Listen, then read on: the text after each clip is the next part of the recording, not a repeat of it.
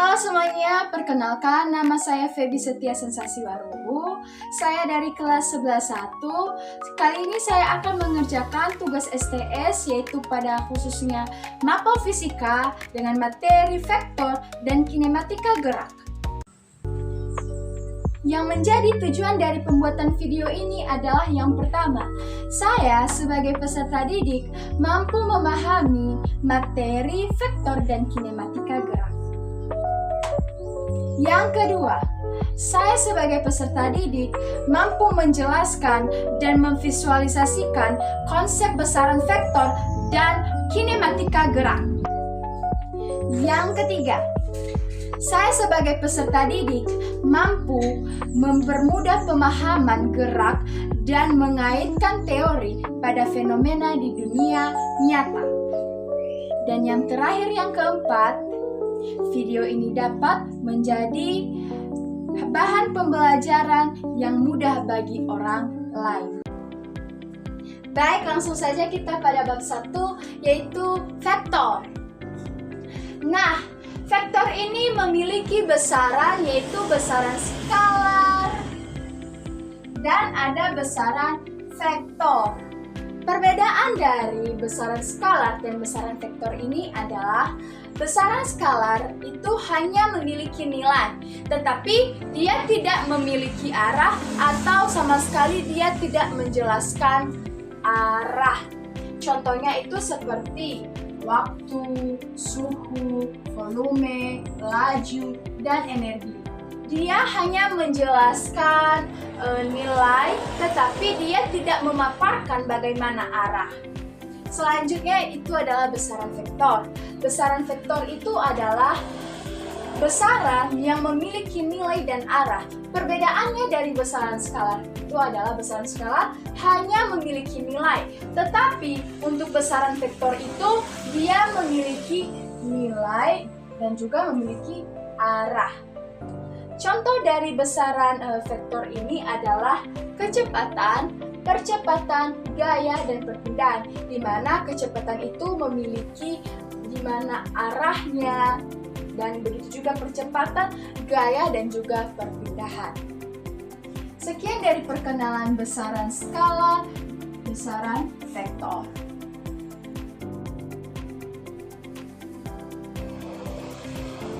Baik, langsung saja kita masuk pada gambar vektor.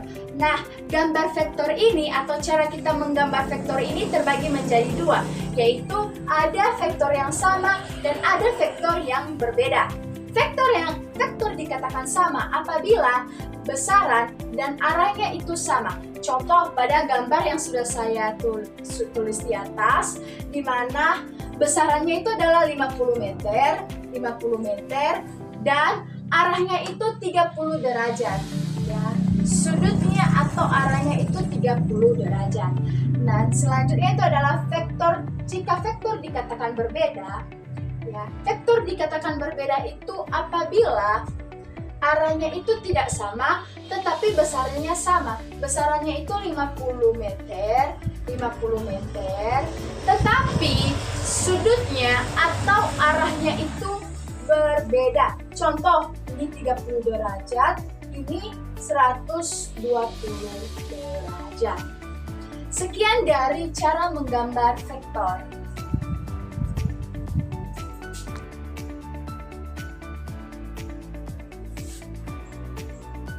Baik teman-teman, selanjutnya kita masuk pada operasi vektor. Di dalam operasi vektor ini teman-teman ada penjumlahan dan ada pengurangan. Sekali lagi, di dalam operasi vektor ini ada penjumlahan dan ada pengurangan.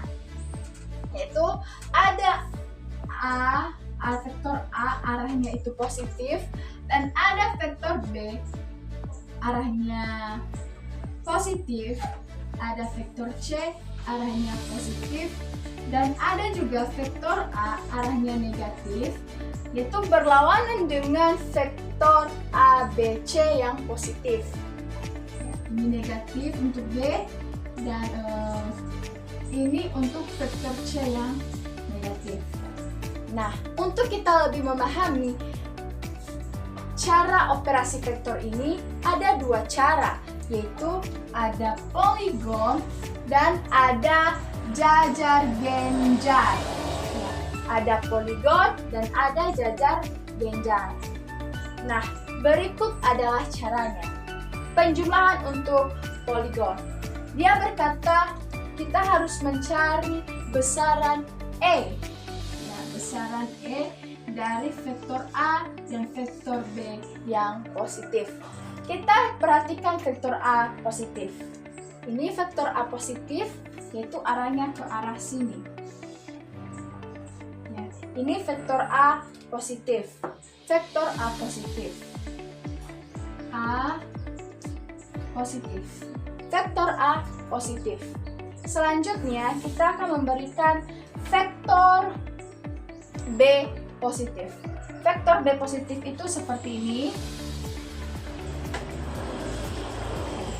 Ini adalah vektor B positif. Vektor B positif. Selanjutnya dia berkata kita harus mencari di mana arah dari E, di mana letak atau besaran dari E. Yaitu E itu terletak di sini. Perhatikan, E itu terletak di sini. Ini biasa dikatakan penjumlahan dan pengurangan itu sering dikatakan resultan. Ya, resultan. Ini adalah bagian E-nya. Baik, kita akan mencari poligon pada pengurangan. Ya, poligon pada pengurangan ini seperti contoh soal berikut. H sama dengan A positif dikurang B. Ya. A positif itu arahnya seperti ini, dan arah B negatif itu arahnya ke atas seperti ini. Selanjutnya dia berkata kita harus mencari nilai dari H. Nilai dari H itu seperti ini. Nilai atau besaran arah dari H. Resultannya dari H. Nah, ini itu adalah H. Ya. Ini dari H. Itulah bagaimana cara poligon untuk penjumlahan dan pengurangan pada operasi vektor. Selanjutnya cara jajar genjar. Pertama kita harus mencari A. Ya. Ada A positif. A positif itu seperti ini. Ini seperti jajar genjar. Ini. Selanjutnya B positif. B positif. Ini A positif. Ini B positif. Nah, selanjutnya kita berikan titik-titik untuk membentuk jajar genjarnya.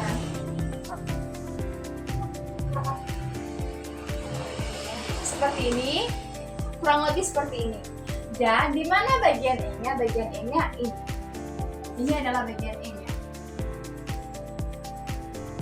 Ini adalah bagian E-nya. Inilah cara penjumlahan untuk jajar genjar. Selanjutnya untuk pengurangan.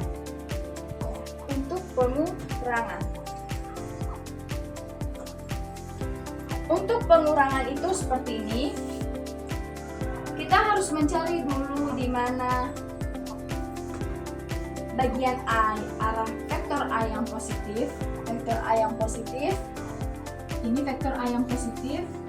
Nah, kita gambar di sini. A positif. A positif.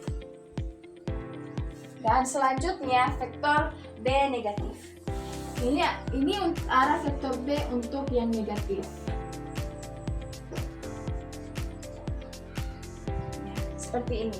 Kalau di jajar genjar untuk bagian pengurangan B-nya di sini. Untuk poligon di sini. Ya, itulah perbedaannya. Dan di mana nilai dari H? Nilai dari H itu terletak pada ini. Nah, ini adalah nilai dari H. Untuk membentuk jajar genjar, kita harus memberikan titik-titik.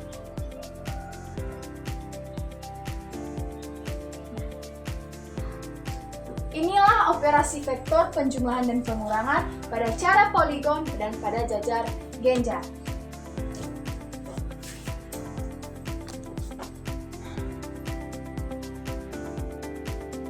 Baik, saya akan melanjutkan penjelasan, yaitu menentukan resultan vektor.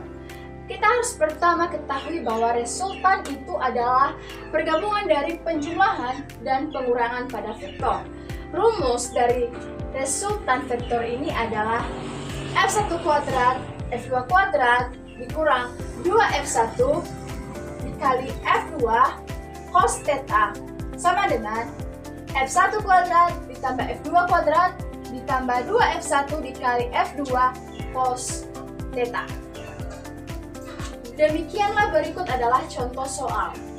Contoh soalnya, apabila diketahui untuk F1, ya, untuk F1 itu adalah gaya. Gaya itu adalah arah. Adalah 10 Newton dan F2 itu adalah 8 Newton. Berapakah sudutnya atau berapakah tetanya? Caranya adalah seperti berikut. Untuk F1-nya itu adalah 10 kuadrat ditambah F2-nya itu adalah 8. Jadi 8 kuadrat dikurang 2, ini 10, ini 8, cos theta. Sama dengan F1-nya 10 ditambah 8 kuadrat ditambah 2 dikali F1-nya itu tadi 10, F2-nya itu adalah 8 cos theta. Kita harus mencari 10 kuadrat. Kalau 10 kuadrat itu 100 ditambah 64 dikurang 160, ya, dikurang 160 karena 2 dikali 10 itu adalah 20 dan 20 dikali 8 itu adalah 160. Selanjutnya sama dengan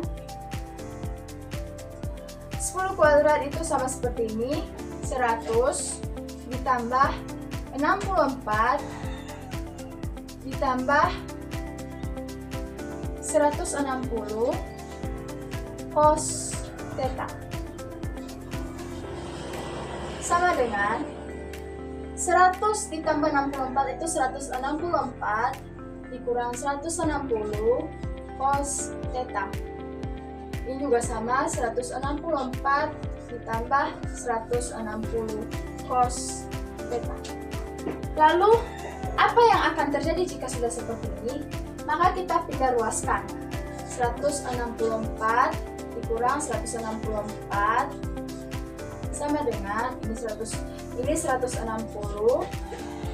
ditambah 160. Ini ada cos theta.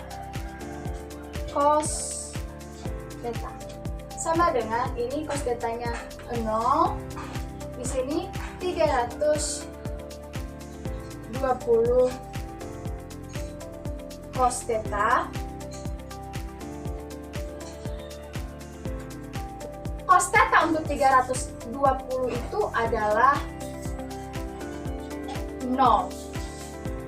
Dan cos theta untuk 0 itu adalah 90 derajat.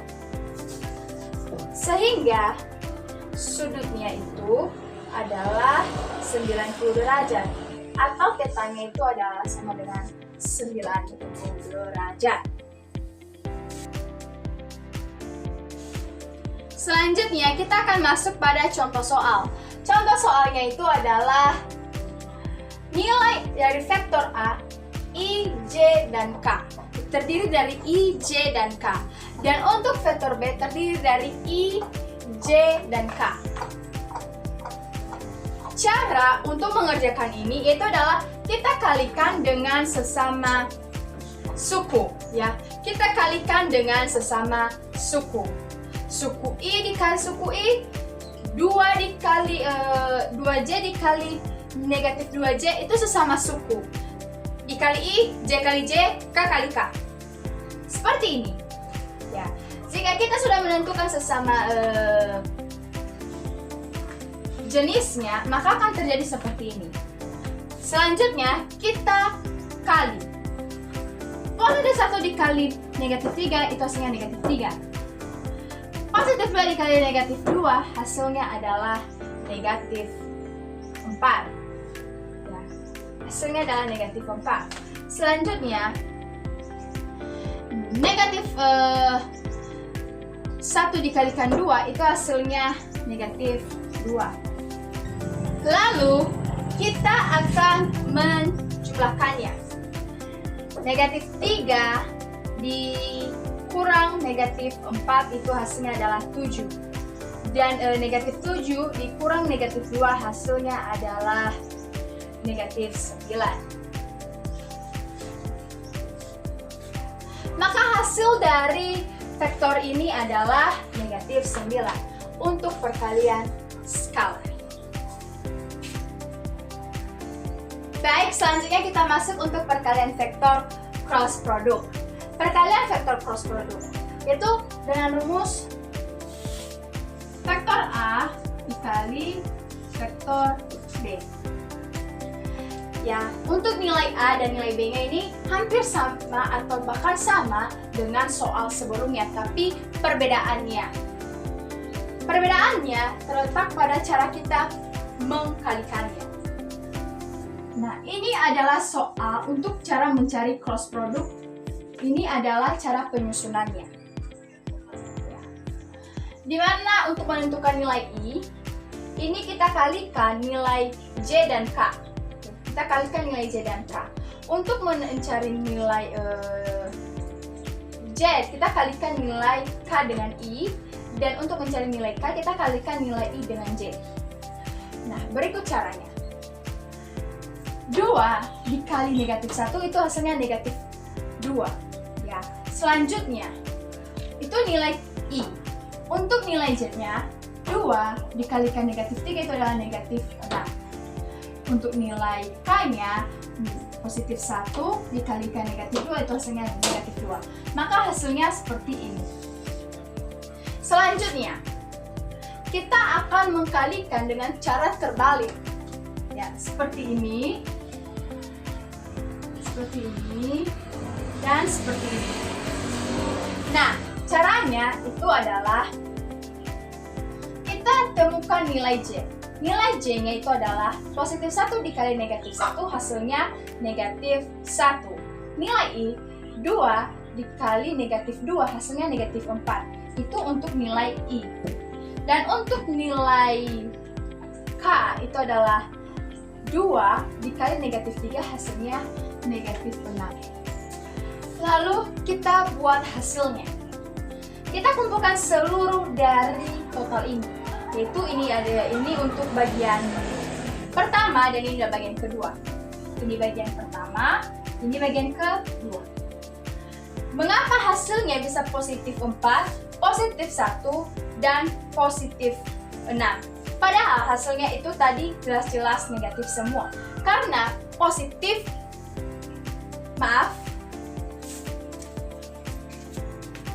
lalu kita cari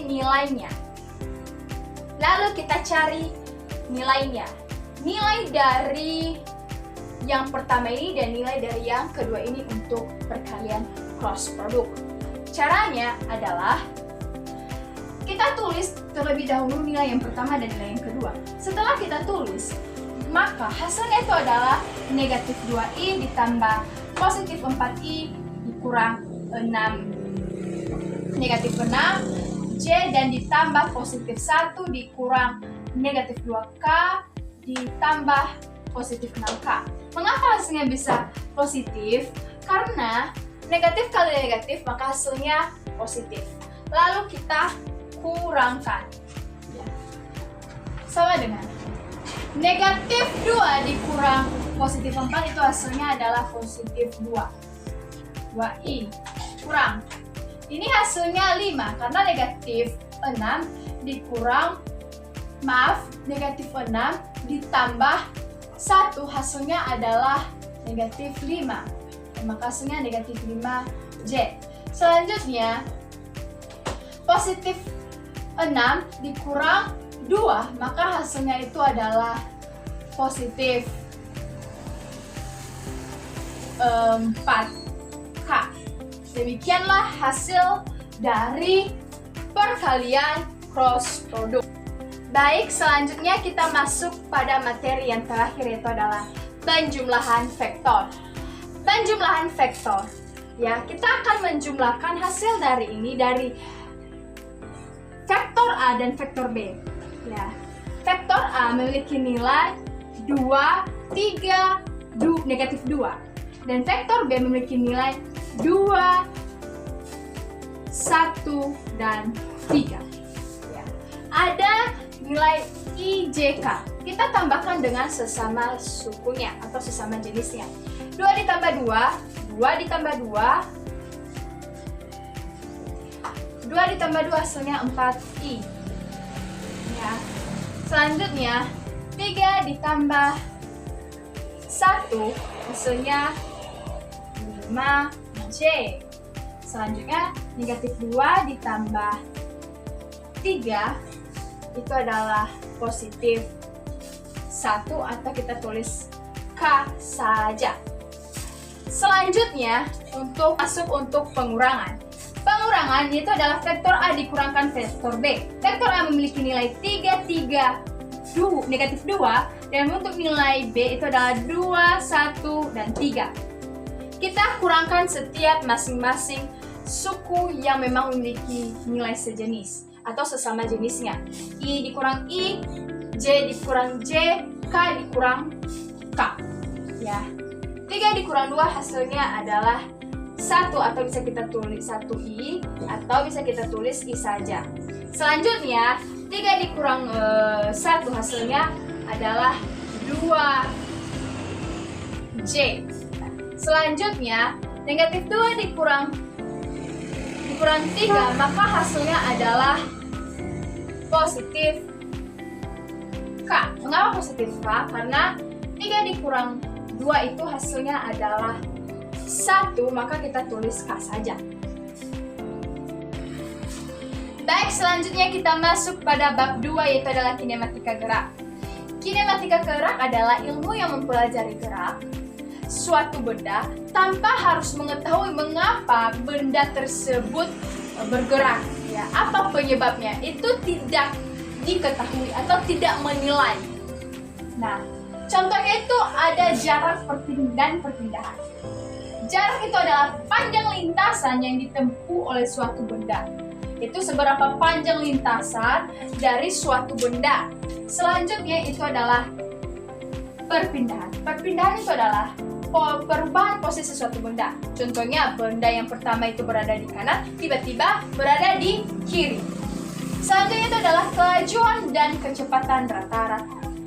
Kelajuan rata-rata itu adalah jarak total yang ditempuh dibagi dengan waktu. Dan kecepatan rata-rata adalah perubahan posisi tiap selang waktu. Nah, selanjutnya kita masuk pada gerak lurus berubah beraturan. Gerak lurus berubah beraturan itu adalah suatu benda pada lintasan lurus dengan kecepatan yang berubah, ya. Kecepatannya itu berubah, tetapi percepatannya itu tetap terhadap waktu. Yang artinya yang membedakannya itu adalah gerak lurus beraturan dan gerak lurus berubah beraturan itu adalah kecepatannya. Ya, kecepatan ini selalu tetap, tetapi ini kecepatannya berubah, yaitu dengan rumus A sama dengan V per T, ya, V per T, di mana V itu adalah perubahan kecepatan dan T itu adalah selang waktu dan A itu adalah percepatan. Itu adalah gerak lurus berubah beraturan, di mana kecepatannya berubah, tetapi percepatannya itu tetap. Itulah yang membedakannya dengan gerak lurus beraturan.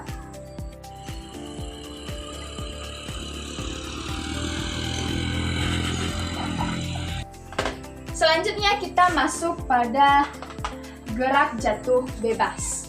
Yang dikatakan gerak jatuh bebas itu adalah benda, ya, gerak benda yang jatuh dari ketinggian, ini contohnya suatu benda, dia jatuh dari ketinggian tanpa kecepatan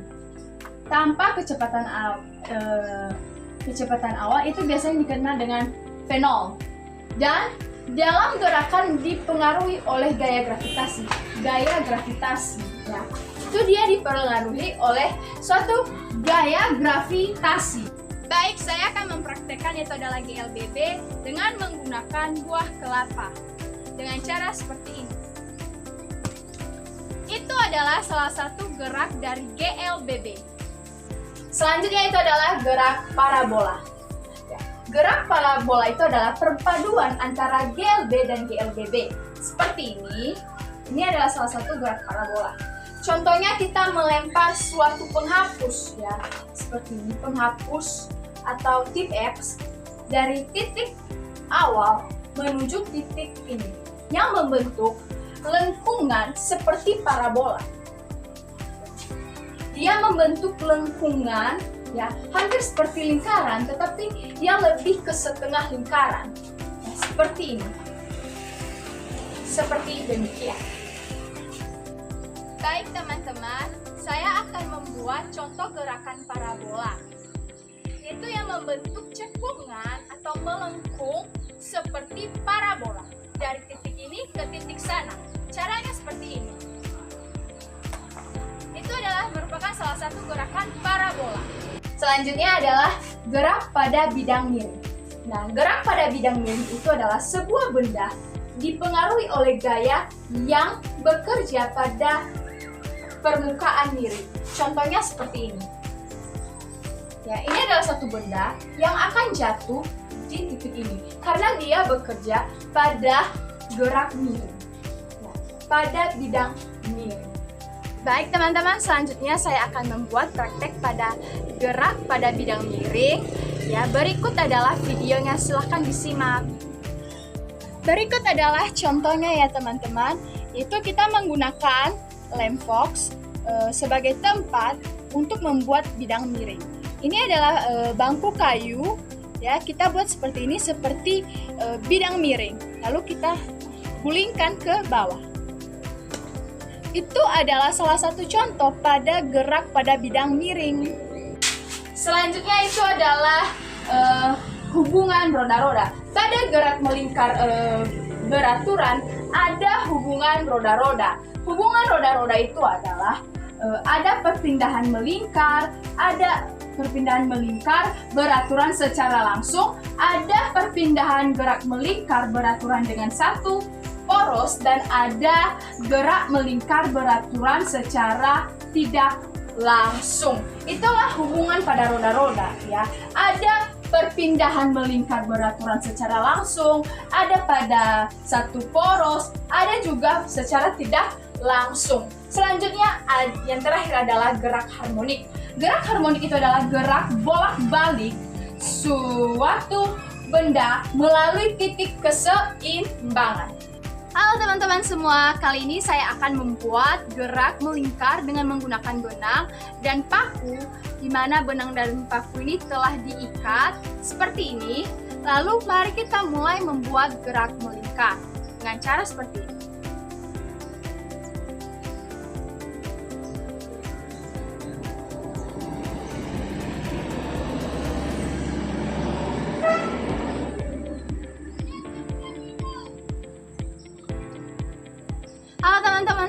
Halo teman-teman semua, kali ini saya akan membuat gerak melingkar dengan menggunakan benang dan menggunakan paku, di mana benang dan paku ini telah diikat dengan cara seperti ini.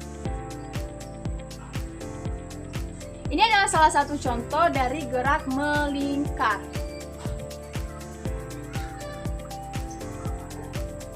Demikian contoh dari gerak melingkar. Selanjutnya saya akan mempraktekkan itu adalah gerak harmonik.